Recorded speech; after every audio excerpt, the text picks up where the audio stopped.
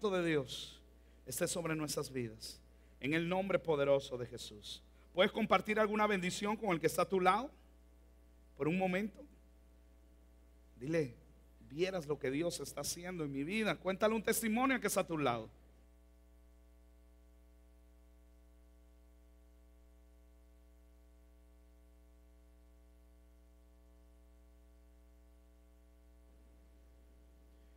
¿Cuántos pueden decir Dios es bueno? Si ya compartió ese testimonio, acompáñame a Apocalipsis capítulo 2.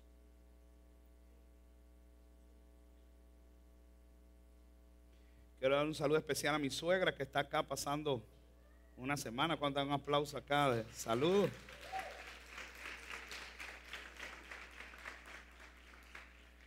Aquí hablamos siempre bien de la suegra, ¿verdad?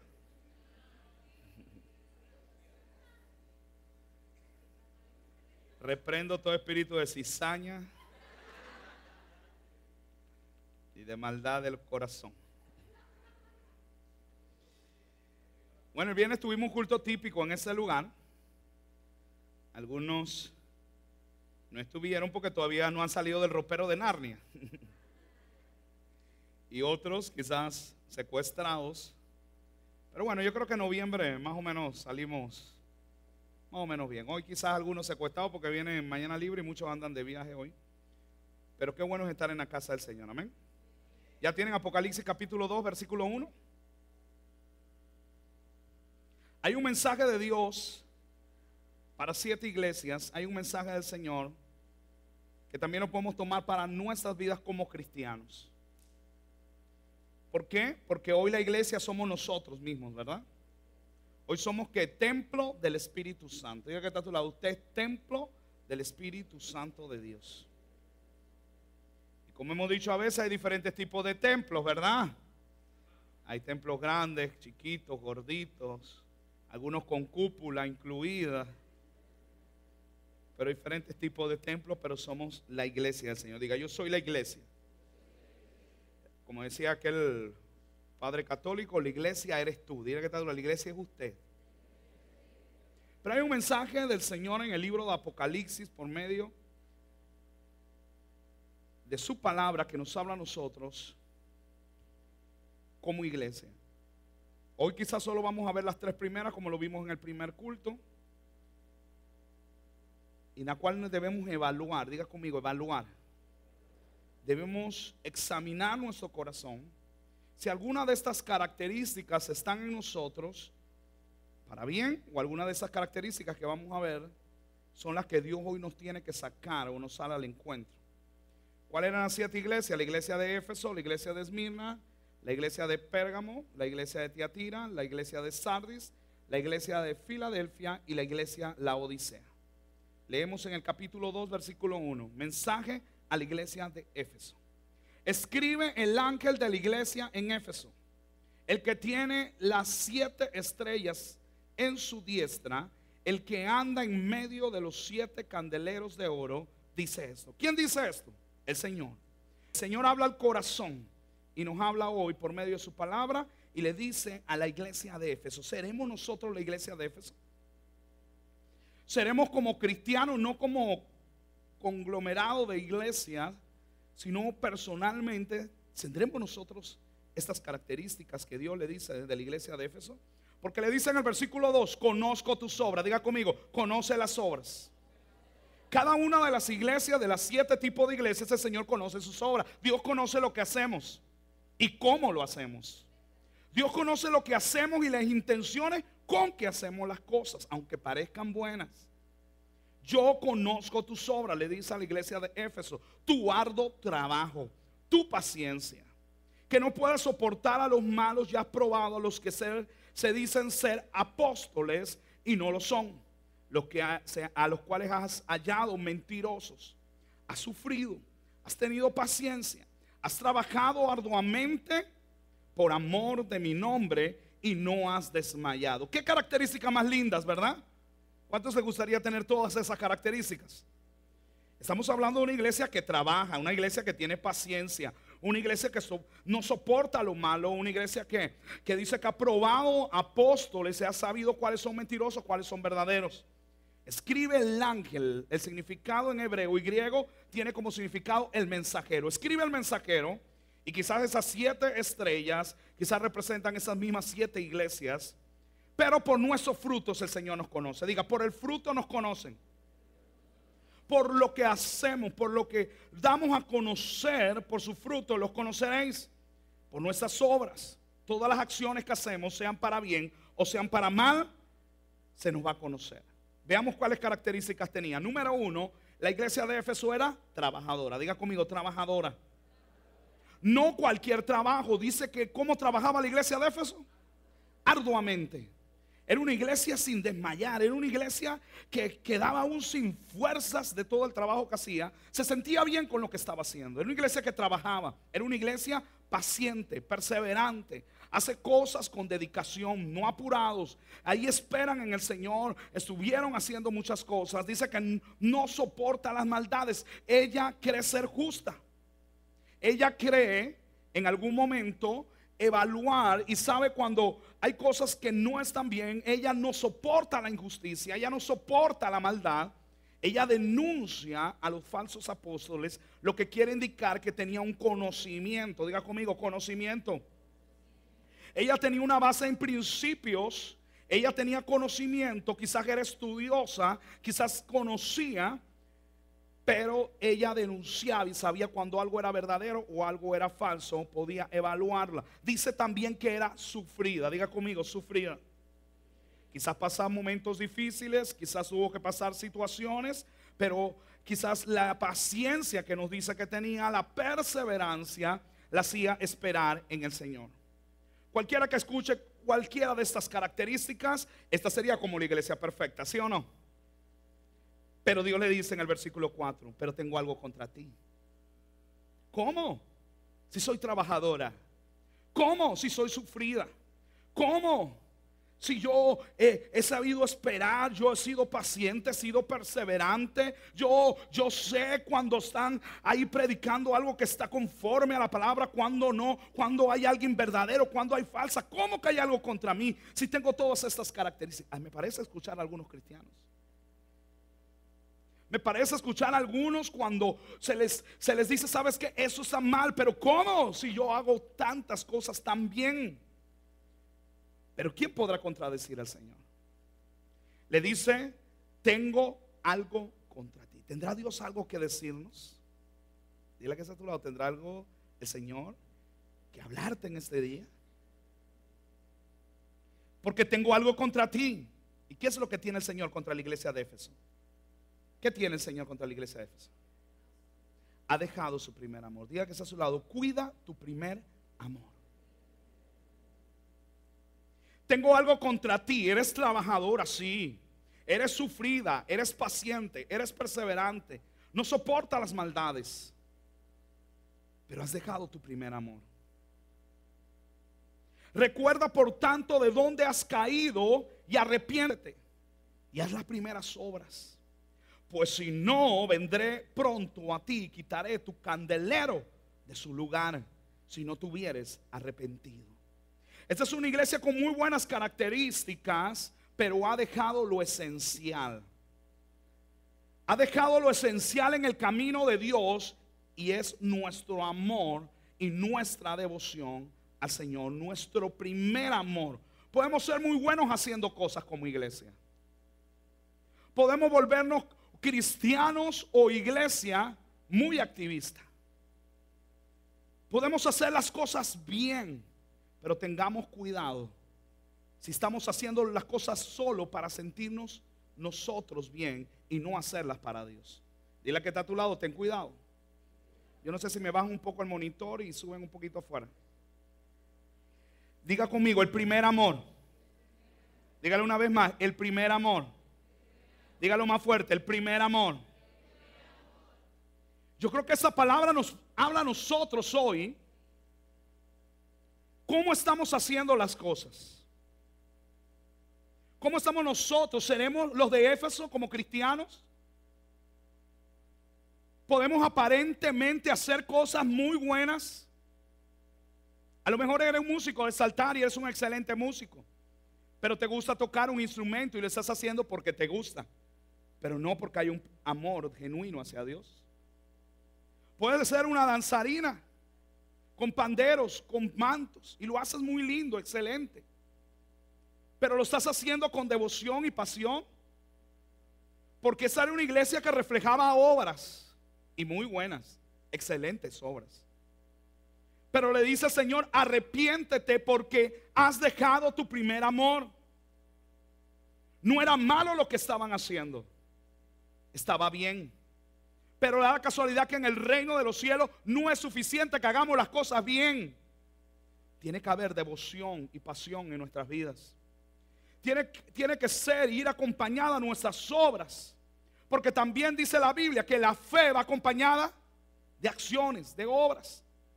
Y también nos dice la palabra que no es por obras para que nadie se gloríe. O sea, es un balance. Es un balance que tiene que haber. No era malo lo que hacían, eran perseverantes, eran trabajadores, habían sufrido. Una iglesia muy quizás activa, pero estaban haciendo las cosas sin tener un amor genuino hacia Dios. ¿Usted no se ha dado cuenta que la gente que más invita personas a la iglesia es la gente nueva? ¿Por qué? Porque están en ese primer amor. Lo que están experimentando no lo quieren solo para ellos, sino que también otros experimenten eso que ellos están experimentando. Pero cuando comienzan a pasar los años que hemos sido cristianos, estamos convertidos, dejamos de evangelizar. Dejamos de dar testimonio, porque lo que era en algún momento extraordinario se volvió ordinario.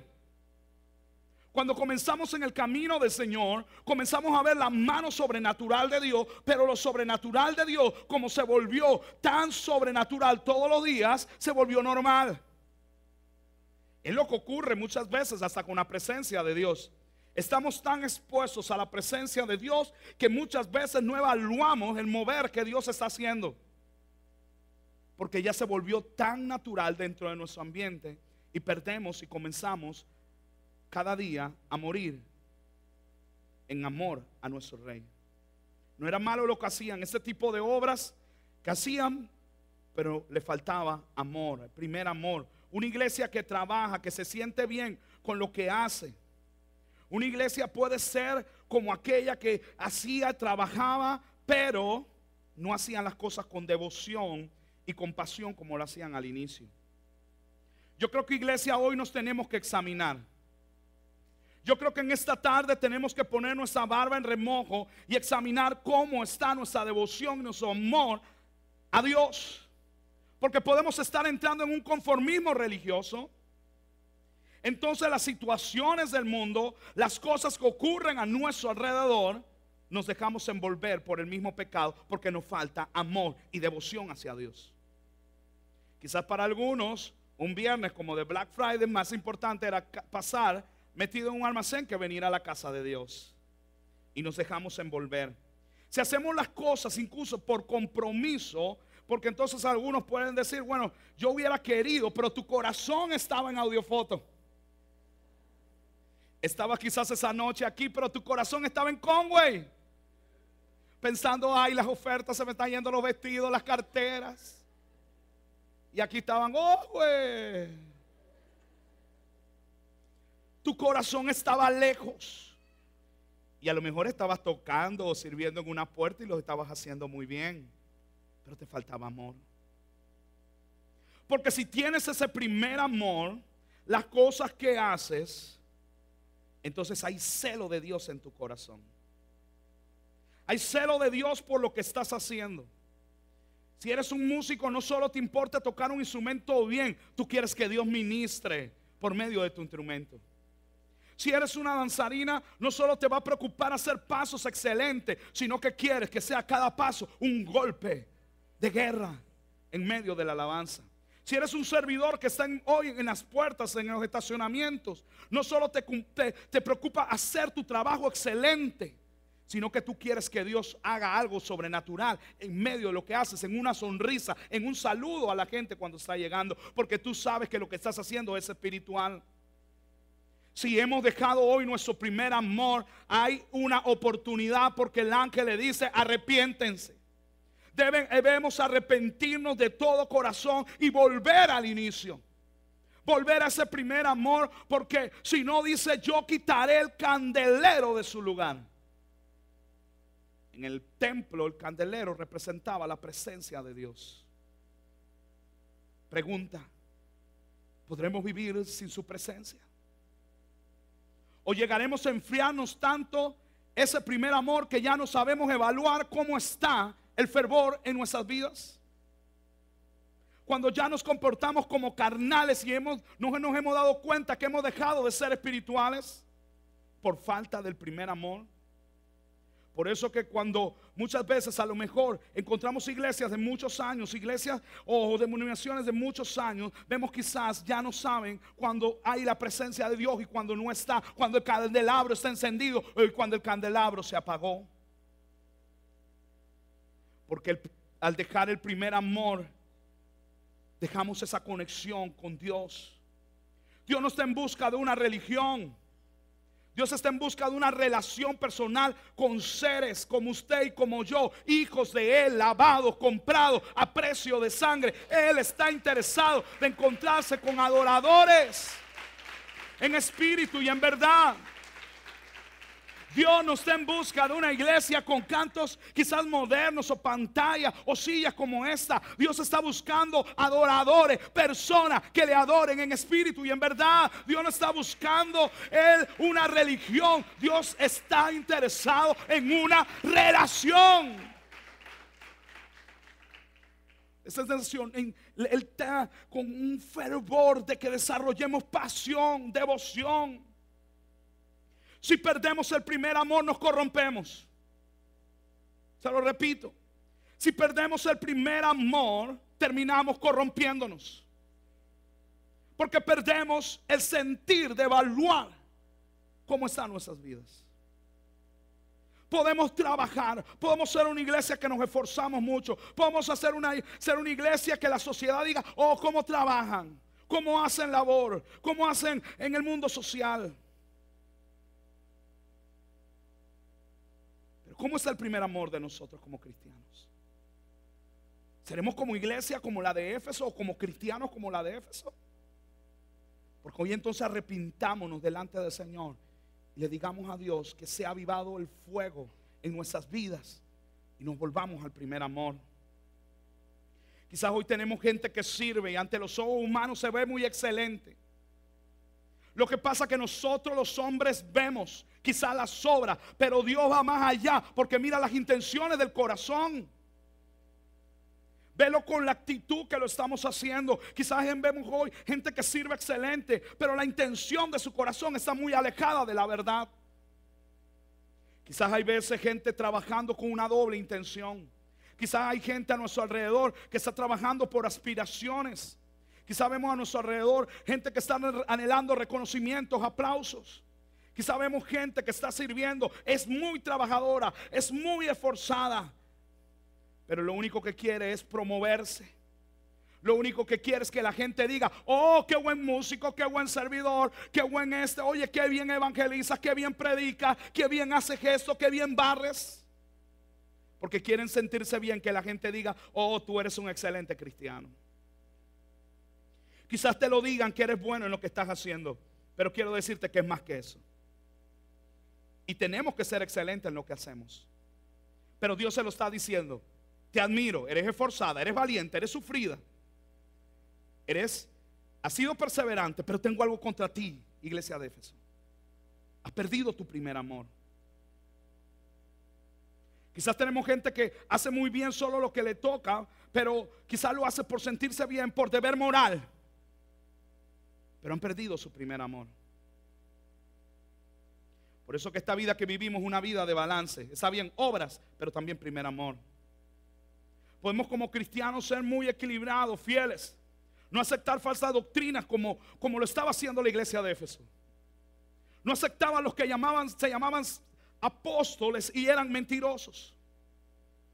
Pero si no le ponemos atención al primer amor en nuestras vidas, por eso le digo, terminamos corrompiéndonos y se pierde el propósito. Es más que las obras. Que se ha avivado el primer amor en nosotros. Díganlo conmigo, que se ha avivado el primer amor en mi vida. Dígale conmigo: aviva el fuego del don de Dios que está en mi vida, Señor. Pero Dios ve algo más en la iglesia de Éfeso, versículo 6. Está bien, has perdido tu primer amor, pero quiero admirarte por algo más. Pero tienes esto, que aborrece las obras de los nicolaitas, los cuales yo también aborrezco. El que tiene oído, que oiga. El que tiene hoy oído, que escuche. Escuche, iglesia, lo que el Espíritu nos habla hoy, para que nos arrepintamos y nos volvamos al Señor.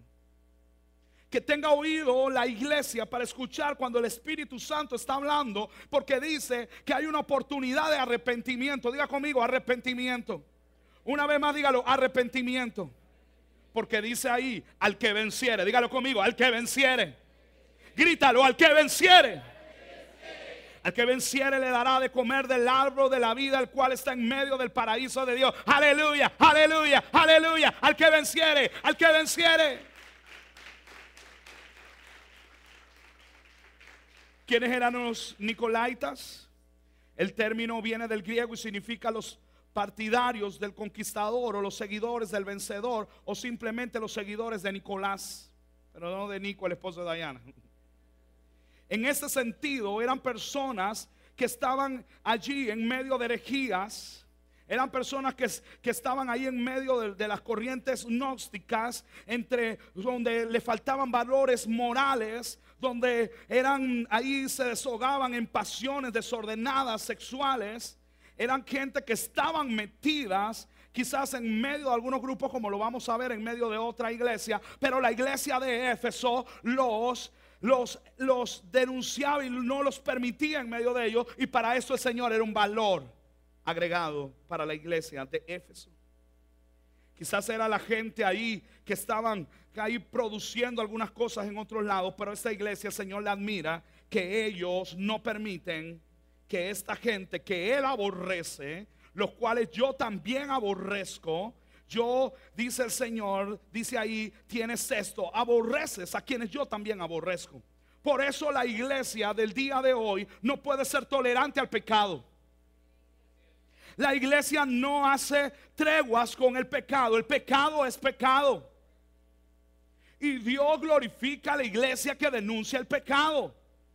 A la iglesia que no hace partícipe. Al Señor le agregó este valor a la iglesia de Éfeso, porque dice: tú también aborreces a esta gente que yo aborrezco. El Señor aborrece el pecado de nuestras vidas. Dios nos ama, pero no tiene participación ni le agrada el pecado en nosotros. Por eso dice: al que venciere. Diga conmigo una vez más: al que venciere. Hay una promesa de Dios a los que se mantienen perseverantes, sin perder el primer amor. Aquellos que se arrepienten y se vuelven de todo corazón. Yo creo que ese primer mensaje a la iglesia de Éfeso nos debe llevar a un autoexamen en el día de hoy. ¿Cómo estamos haciendo las cosas? Puede ser muy trabajador, muy esforzado, muy perseverante, pero ¿está el primer amor fluyendo en ti? Porque si no, arrepiéntete. Arrepiéntete, nos manda la palabra de Dios. Versículo 8, segundo mensaje. Y escribe el ángel de la iglesia de Esmirna, el primero y el postrero, el que estuvo muerto y vivió. Aleluya. El Señor, dale un grito de júbilo.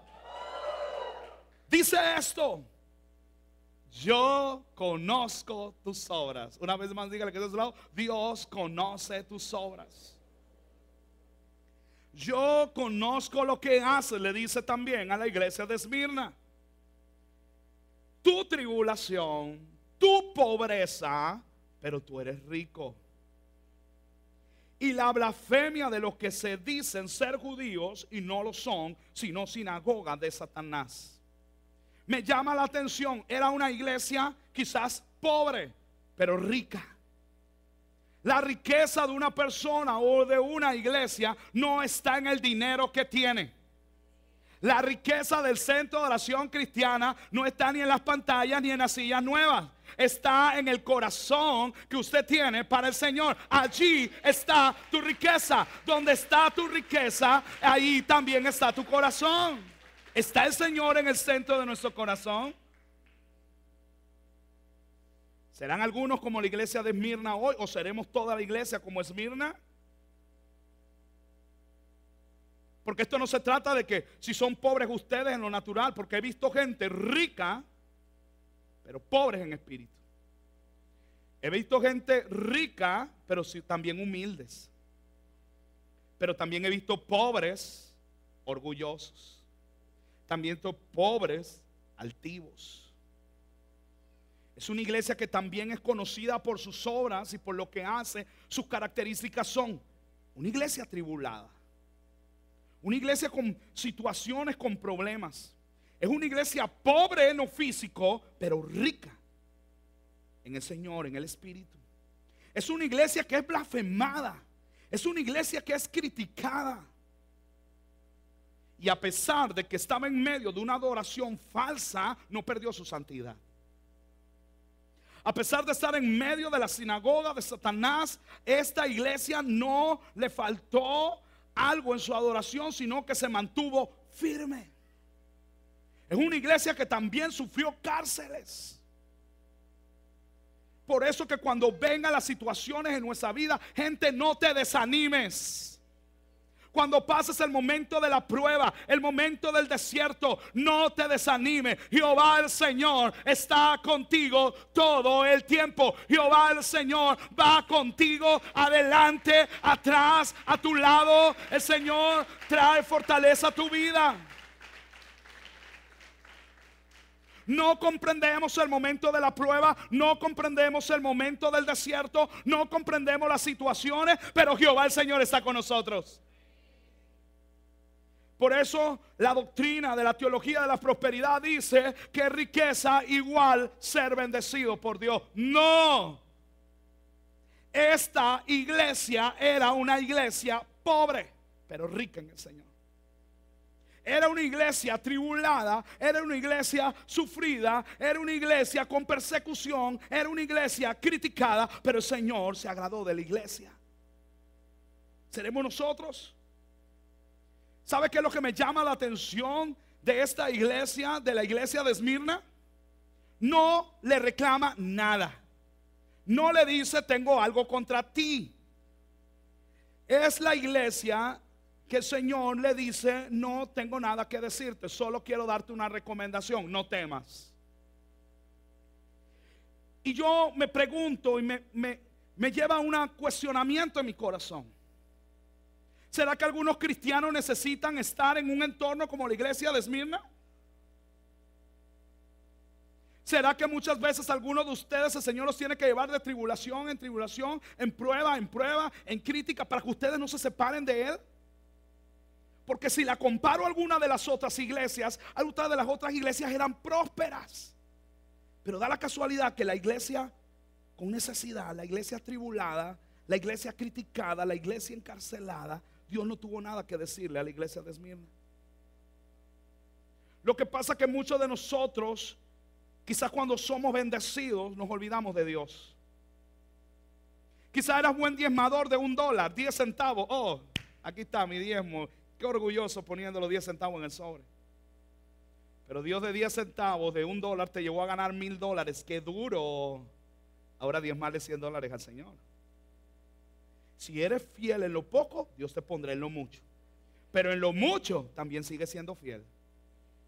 Porque algunos solo si soy fiel en lo poco me pondrá en lo mucho. Pero cuando está en lo mucho, ¿será que por eso Dios tiene que llevarnos a tribulaciones? No veo nada que le reclame el Señor a esta iglesia. El Señor no le reclama nada a esta iglesia. Solo le dice y le pide una cosa: no temas a lo que estás por venir, a lo que vas a padecer, iglesia. He aquí el diablo echará a alguno de vosotros, versículo 10, en la cárcel. ¿Para qué el diablo echará a algunos en la cárcel? ¿Para qué? ¿Para qué? Para ser probados. Diga conmigo, la tribulación es para probar mi fe. Las circunstancias que vivimos es para probar si estamos fundamentados en Cristo Jesús, o nuestras emociones, o en lo que tenemos económicamente. Qué fácil es vivir, qué fácil sería para usted vivir si usted tuviera $1 millón en el banco, ¿sí o no? Usted estuviera preocupado porque le lleguen los cheques que llegan todos los meses, el recibo de la luz, el teléfono, el agua, el celular, y etcétera, etcétera, etcétera, etcétera. No, usted tiene un fondo, usted, ya no depende de Dios, depende de tu $1,000,000. ¿Será que Dios a veces nos tiene que mantener al límite, a la raya, para que entonces digamos, todo está en las manos de Dios? Todo está en las manos del Señor. Esta iglesia dice, no temas. Yo sé que has sufrido, yo sé que eres tribulada, yo sé que han pasado muchas cosas, pero te digo a ti, vienen cosas aún, van a sufrir cárceles, pero ustedes van a ser probados. Mira que está a tu lado, tienes que ser probado. Pero ¿sabes qué bueno del desierto? La tribulación que pasamos no es permanente, es momentánea. La prueba que pasamos es momentánea. Nuestro postrer estado será un estado grande, bendecido, poderoso. No seremos los mismos. Somos transformados por el mover de Dios. Le dice, la cárcel que vas a sufrir, ustedes van a ser probados, pero tendréis tribulación por 10 días. Aleluya. Diga conmigo, es momentánea. Pero le dice el Señor, sé fiel hasta la muerte. ¿Estaremos dispuestos a ser fieles hasta la muerte? Conságrese, ore a Dios para que usted se vaya en el rapto. Porque después del rapto, sí, quizás hay oportunidad, pero algunos podrán permanecer. Cuando te pongan una pistola, cuando haya persecución, sé fiel hasta la muerte. Y aquellos que son fieles hasta la muerte, yo, dice el Señor, te daré la corona de vida. Aleluya. Las circunstancias son para probar nuestra fe, nuestra devoción. Si hay un verdadero amor, primer amor en nosotros, nunca se apagó. Los cristianos debemos guardar nuestra fe y fortalecernos en Dios, aún en las dificultades más difíciles. Aún en las circunstancias más agobiantes. No pensemos que porque somos cristianos no vamos a ser probados. ¿No lo veíamos en Eclesiastés capítulo 9? ¿No lo dice Salomón en el libro del predicador? Todo está en las manos de Dios. Alguien levante su mano y dígalo, todo está en las manos de Dios. Dígalo una vez más, todo está en la mano de Dios. He visto acontecer, dice Salomón, el mismo suceso a justos y a injustos. He visto acontecer lo mismo al malo y al bueno, al que sacrifica y al que no sacrifica. Pero dice, todo está en las manos de Dios. Dígalo conmigo una vez más, todo está en las manos de Dios. Pero dice en el versículo 4 del capítulo 9 de Eclesiastés, aún hay esperanza para todo aquel que está entre los vivos. ¿Cuántos están vivos hoy? Todo lo que respira, alaba el nombre del Señor. Dele una alabanza al Señor porque estamos vivos. Aleluya. Mientras estemos vivos, hay esperanza. Hay esperanza para tu familia, hay esperanza para tus hijos, hay esperanza para tu casa. Mientras hay esperanza, mientras estemos entre los vivos. ¿Por qué? Porque podemos tener arrepentimiento. Nosotros los cristianos tenemos que ser probados para demostrar nuestra fe, nuestra paciencia y nuestra dependencia de Dios. Ayer estamos en el funeral o la despedida de Samuel, hijo de nuestro pastor Raúl y Jocelyn. Y quizás una situación muy difícil. Quizás allí un golpe, pero ellos saben que todo está en las manos de Dios. Y si Dios lo permitió es porque Dios tiene un propósito. Y ver al pastor Raúl tan fortalecido y saber, y como él decía, Dios sigue siendo bueno. Porque a lo que nos ocurre, Dios tiene un propósito. Sí, aún hasta en la muerte, Dios siempre tiene un propósito. Dígale que está a su lado, Dios tiene un propósito. Versículo 11, el que tiene oído, esta mañana, el que tiene oído, escuche, abra sus oídos espirituales, no se distraiga, abra sus oídos y escuche lo que el Espíritu nos está diciendo como iglesia, porque puede ser que alguno de nosotros esté falto en algo de alguna de estas cosas. Lo que el Espíritu le dice a la iglesia, al que venciere, aleluya, dígalo una vez más, al que venciere. Al que venciere no sufrirá daño de la segunda muerte. Aleluya. Santo es el Señor. Vivimos en un mundo de adversidades. Vivimos un mundo en el cual vivimos situaciones, enfermedades, pruebas, cosas inesperadas. Pero de algo estamos seguros, que el mismo Dios, que es el Señor en verdes pastos, en corrientes, que están ahí, que a nuestro alrededor, es el mismo Dios, el mismo pastor en los días de valle de sombra de muerte. Él no nos desampara, Él va a nuestro lado en todo momento, sea ahí en la prueba, sea en la circunstancia. Jehová el Señor está con nosotros.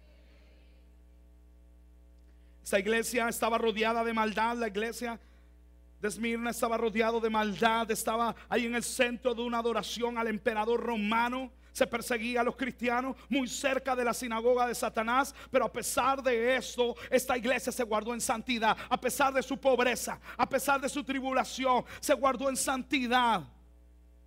Y es por eso que el Señor la alaba.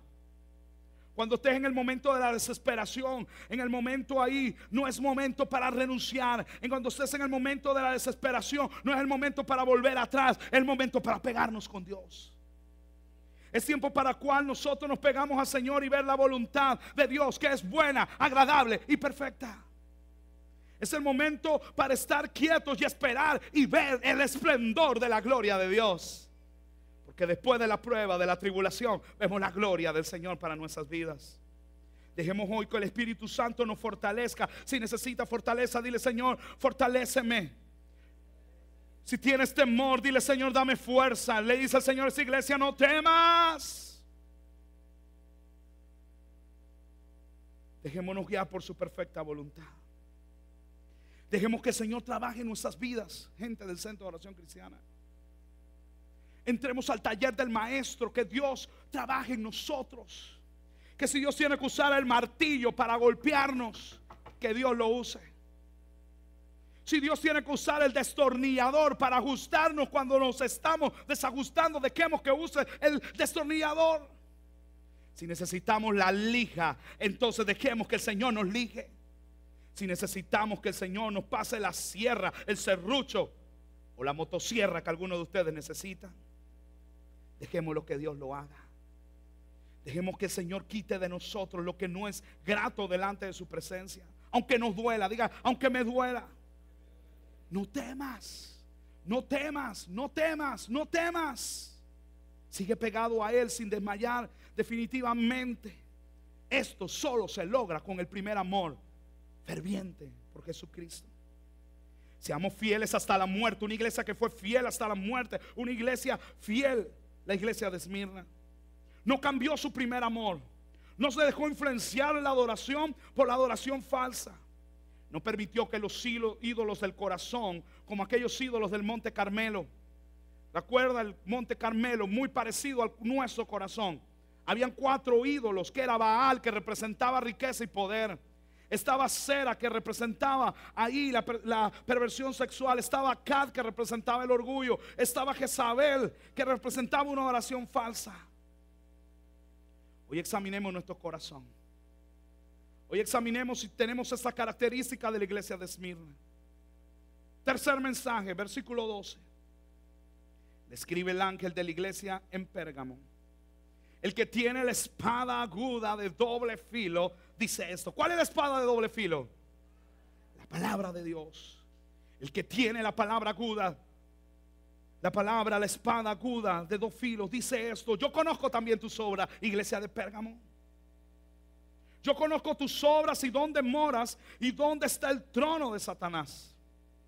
Pero has retenido mi nombre y no has negado mi fe, ni aun en los días en que Antipas, mi testigo fiel, fue muerto entre vosotros, donde mora Satanás. Dejemos que el balance, la prueba, la evaluación la haga el Señor, el Espíritu Santo, a través de la palabra, hoy, en este culto, con esta palabra, que el Señor con su espada de doble filo penetre hasta adentro, una palabra viva, eficaz, cortante como espada de doble filo, que parte el alma, el espíritu, las coyunturas, que va hasta lo profundo, discierne los pensamientos y las intenciones de nuestro corazón. Somos juzgados y evaluados por la palabra de Dios, porque la palabra de Dios es nuestro mapa, es nuestra brújula en el camino para no desviarnos. Allí el Señor rige nuestras vidas, se sella la palabra de Dios. Y una iglesia como Pérgamo, con sus obras, también es evaluada por la palabra del Señor. ¿Cuáles son las características? También una iglesia fiel. Es una iglesia que no ha negado su fe, que ha resistido y que ella está en medio del mal también. Es una iglesia quizás lleno de valentía contra los ataques externos. Pero la iglesia de Pérgamo tenía una debilidad. ¿Sabe cuál era? Los ataques internos. El Señor sacó una lista. Tenga cuidado cuando Dios le dice: tengo algunas cosas, algunas pocas cosas que decirte. Mire lo que dice el versículo 14. Le dice el ángel del Señor, el que tiene la espada de doble filo en su boca: pero tengo algunas pocas cosas contra ti, iglesia de Pérgamo. Sí, has sido fiel. Sí, has resistido y no has negado mi fe. Has combatido a aquellos que han venido a querer hacer un daño. Pero tengo unas pocas cosas contra ti. Comienza a sacarle el rollo y le dice: tienes ahí a los que retienen la doctrina de Balaam, que enseñan a Balac a poner tropiezo ante los hijos de Israel, a comer de las cosas sacrificadas a los ídolos, a cometer fornicación. Y también tienes a los que tienen la doctrina de los nicolaitas, los que yo aborrezco. ¿Se acuerda la iglesia primera? Ellos permitieron que esta gente estuviera ahí. El Señor tiene contra ellos que tienen gente en medio de ellos, aún sabiéndolo, enseñando otras doctrinas dentro de la misma iglesia. Eso no lo podemos permitir. Eso no lo podemos permitir. ¿Por qué? Porque ¿sabes qué? Cuando hay otra doctrina en medio de nosotros, comienza a socavar